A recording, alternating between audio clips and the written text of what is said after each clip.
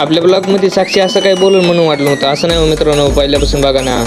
तर कसं मग पब्लिक, मी तुमचा लाडका ओम्या. आता तुम्ही म्हणत असताना कुठं चालले उंबो, आपण चाललो डायरेक्ट बीडला. आधी काय रस्ता पण डबल होता, आता रस्ता पण सिंगल झाला, डायरेक्ट सिंगल संघटनेमध्ये ॲड. मग काय रस्त्याचा पण फॉर्म भरला आपल्या सिंगल संघटनेमध्ये आणि चाललो डायरेक्ट बीडला. काय पोहोचलो डायरेक्ट बस स्टँडला. हा, बस स्टँड पण आपलं सुधारलंय, आता नवीनच झालं डायरेक्ट. आता मुलींचे दिवस गेले वाटते, आता डायरेक्ट लालपरीचेच मागं लागले. इतकी संघटना सगळी लालपरीसाठी थांबली होती. मग काय सगळे उभं राहिले, पण आपण पण मस्तपैकी केसावर हात पेरला झालं तयार. हा, कसं दिसतं कॉमेंटमध्ये नक्कीच सांगा. मग काय आई पप्पा एवढा प्रवास करून आले, त्यांना काही गार पाजवणार नाही असं तर होणारच नाही. मग काय डायरेक्ट आणलं गार पाजवत. मग काय तेवढ्यात गीतूबाई रडत बसली, कारण काय ती आईने नेलंच नाही तिला गावाकडे. आता शाळा चालू असलं तरी तिला गावाकडे जाण्याची हाऊसच होती. काही जण रडतात मामाच्या गावाला जाण्यासाठी, ही रडते आपल्या गावाला जाण्यासाठी. मग काय तेवढं झालं आपला बदाम शेक पण. बदाम शेक गार होण्याची बारी, पण ही जे काय गार होण्याची बारीच नाही. मग काय पप्पाला गावाकडे सोडलं, डायरेक्ट निघलो आपण 100च्या स्पीडने रिटर्न.